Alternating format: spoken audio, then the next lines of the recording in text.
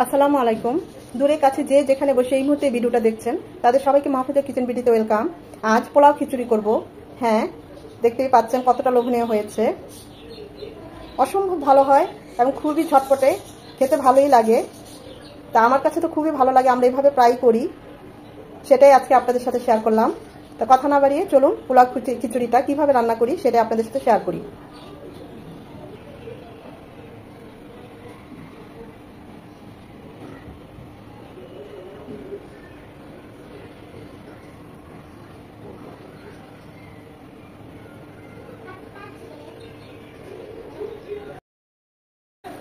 গতকাল পোলাও রান্না করেছিলাম, বেশ কিছুটা আছে। এখন বাচ্চারা বলছে পোলাও খাবে না, খিচুড়ি খাবে। আজ এই পোলাও দিয়ে খিচুড়ি রান্না করব।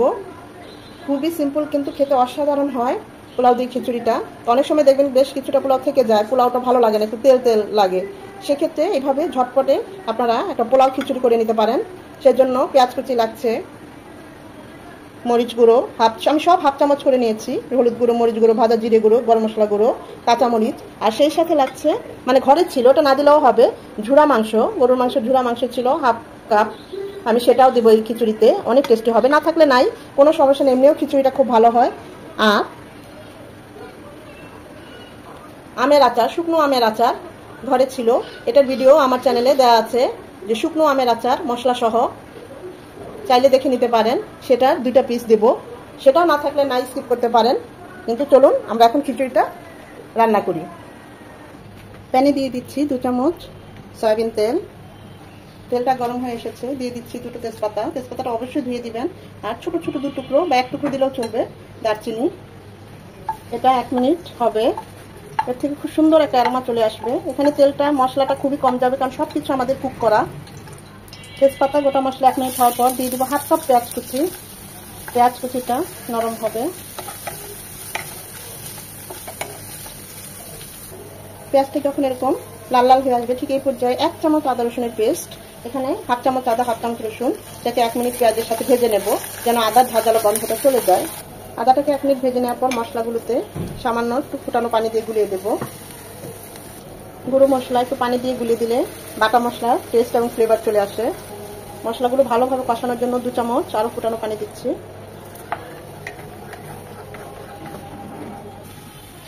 মশলাটা খুব ভালোভাবে কষিয়ে নিতে হবে, কারণ মশলা কষানো হলে ওই রান্নার টেস্টটা তত ভালো হবে।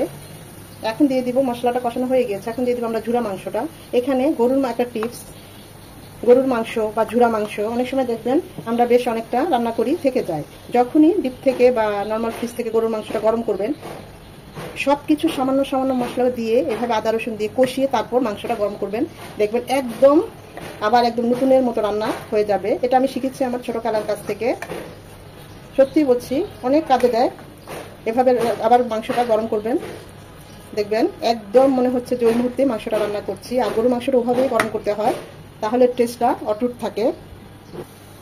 হাতের কাছে মাংস না থাকলে নাই, খিচুড়িটা এই এখন যেটা আমরা কিমাটা দিলাম, মানে ঝুরা মাংসটা, এই সময় আমরা পোলাওটা দিয়ে দিব, কোনো সমস্যা নেই, ওইভাবেই খিচুড়িটা রান্না করা যায়। ছিল তাই দিলাম। এখন দেখেন আপনাদের কাছে শেয়ার করি, লাউ রান্না করেছি, পুঁই শাক রান্না করেছি, পেঁপে ভাজি করেছি, আর ইলিশ মাছ শুকনা ফ্রাই করেছি। তা এখন বাচ্চারা বলছে সবজি এখানে একদম দিতে না, তো দিলে কিন্তু ভালোই হতো। সবকিছু রেডিও করেছি, কিন্তু ছোট বাবু তো একদম সবজি সহ খিচুড়িটা খেতে পারে না, তাকে আবার তাহলে বেছে বেছে দিতে হবে। আর সবজিটা যদি দিতাম ওই মাংসর পর, সবজিটাকে একটু কষিয়ে তারপরে পোলাওটা দিয়ে দিতাম। যেহেতু ছোট বাবু একদম খেতে পারে না, তাই আর দিলাম না। তো দিলে কিন্তু মজাই হতো, তাই না? যারা যারা আমার মতো দিলে মজা হতো কমেন্ট করে জানাবেন। পোলাওর সাথে মশলা আর ঝুরা মাংসটা খুব ভালোভাবে মিশিয়ে নেব। আমি আবারও বলছি, মাংস না থাকলে নাই, মশলার সাথে তখন এভাবে পোলাওটা একটু কষিয়ে নেবেন 2 থেকে 3 মিনিট।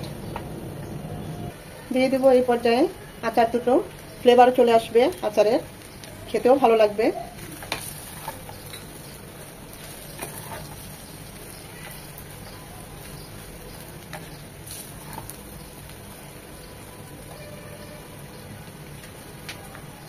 যারা খিচুড়িটা ভুনা ভুনা রাখতে চান তারা এই পর্যায়ে রেখে দিবেন। আমি একটু লিকুইড করব, তাই আমি ফুটানো 1 কাপ পানি দিচ্ছি। 3টা আস্ত কাঁচামরিচ ফ্লেভারের জন্য, যারা ঝাল পছন্দ করেন মাঝখানে কেটে দিবেন।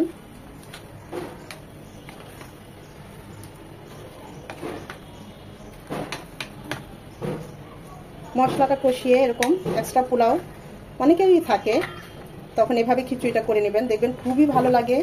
সাথে যদি একটু আচার থাকে আর কিছুই লাগে না এই খিচুড়িটা খেতে। আমার আম্মা প্রায় করে এভাবে, এক্সট্রা খিচুড়ি ঈদের পরের দিন থাকে খিচুড়ি তারপর পোলাও একসাথে মিশিয়ে আমার নানু এই রেসিপিটা করতেন, সেটা আপনাদের সাথে একদিন শেয়ার করব। দিয়ে দিবেন লবণ স্বাদ মতো। আমাদের পোলাও রান্নার সময় লবণ ছিল, মাংসটাও ঝুরা মাংস যখন রান্না করেছিলাম লবণ ছিল, তাই লবণটা বুঝে দিতে হবে। 5-7 মিনিট কুক হবে। 5 মিনিট পর এটা চাইলে আপনারা 1 চামচ রসুন কুচি, 2টো শুকনো মরিচ দিয়ে সুন্দর করে বাগার দিতে পারেন। আমি আজকে বাগার দেবো না, এটা এভাবেই ভালো লাগবে যেহেতু ঝুরা মাংস আছে। উপরে 1 চামচ ঘি দিয়ে দিলাম, ফ্লেভারটা খুব ভালো আসবে। এখন এটা দমে থাকবে আরো 4 থেকে 5 মিনিট। কত সহজেই তৈরি হয়ে গেল আমাদের পোলাও খিচুড়ি। দেখতেই পাচ্ছেন কতটা লোভনীয় হয়েছে, এটা ছেড়ে দিয়েছে। আর স্মেলের কথা কি বলবো, খুব সুন্দর একটা সুঘ্রাণ চলে এসেছে। আমি এই লিকুইডটাই রাখবো, মাখামাখাটাই রাখবো, আপনারা চাইলে আরেকটু করতে পারেন, টানিয়ে নিতে পারেন। আর সাথে যদি এরকম গরুর মাংস ঝুরা মাংস থাকে তাহলে তো আর কিছুই লাগে না। চুলাটা অফ করে দেবো, অফ করে এভাবেই 2-3 মিনিট ঢাকনা দিয়ে ঢেকে রাখবো। খিচুড়িটা সার্ভ করার আগে একটু টমেটোর সালাদ করে নেব। 1 চামচ সরষের তেল নিয়ে নিচ্ছি, কাঁচামরিচ কুচি, সাথে লবণটা আর পেঁয়াজটা খুব ভালোভাবে নরম করে নেব। চাইলে এখানে শসা কুচিও দিতে পারেন, আমার হাতের কাছে শসা ছিল না তাই আমি একটু টমেটো দিয়েই সালাদটা করছি।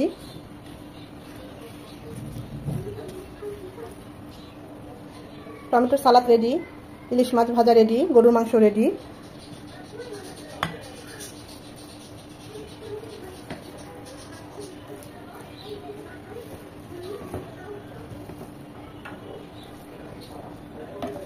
ঈদের মধ্যে যে কোনো ঈদে, রোজার ঈদে, কুরবানি ঈদে প্রচুর পরিমাণে পোলাও খিচুড়ি রান্না করা হয়। তা আমার নানু পরের দিন ওই পোলাও খিচুড়ি এক্সট্রা যে থাকে সেটা দিয়ে খুব সুন্দর একটা এরকম খিচুড়ি তৈরি করে, এত মজা হয় যা বলার মতো না। নানু তো এখন নেই, এখন আম্মা করে। ওইটা খাওয়ার জন্য ঈদের পরের দিন বাড়িতে ছুটে যাই, শুধু ওই খিচুড়িটা এত টেস্ট হয়। কত সহজেই তৈরি হয়ে গেল খুবই মজার পোলাও খিচুড়ি। দেখতেই পাচ্ছেন অসম্ভব মজা হয়, সত্যিই বলছি। এখানে যদি ওই ঝুরা মাংসটা নাও দিতাম সেই খিচুড়িটাও খুব মজা হতো, অসম্ভব মজা। খুবই ঝটপটে হয়, একদম ফ্রেশ একটা মানে খিচুড়ি, যেটা খেলে দেখবেন মুখে লেগে থাকবে। যদি অনেকেই মজা নেবেন যে পোলাও রান্না করে সেটা দিয়ে আবার খিচুড়ি করেছে, আমার কাছে খুব ভালো লেগেছে। আমরা এভাবে প্রায় করি, সেটাই আপনাদের সাথে শেয়ার করলাম। আমার কাছে মনে হলো এত ভালো একটা রেসিপি আপনাদের সাথে শেয়ার করি, সেজন্যই শেয়ার করা। আর সাথে যদি থাকে এরকম ইলিশ ভাজা, তারপর সালাদ, টমেটোর সালাদ, এক্সট্রা বোনাস এরকম গরুর মাংস, তাহলে তো সোনায় সোহাগা, আর কোনো কথাই নেই, একদম জমে যাবে। আশা করি আজকের এই ভিডিওটা আপনাদের ভালো লেগেছে। আর যদি ভালো লেগে থাকে লাইক, কমেন্ট, শেয়ার করে দিবেন। আর এভাবে যদি পোলাও খিচুড়ি করেন কমেন্ট করে আমাকে জানাবেন কেমন হয়েছে। ধৈর্য ধরে যারা এতক্ষণ এই ভিডিওটা দেখেছেন তাদের সবাইকে অসংখ্য ধন্যবাদ।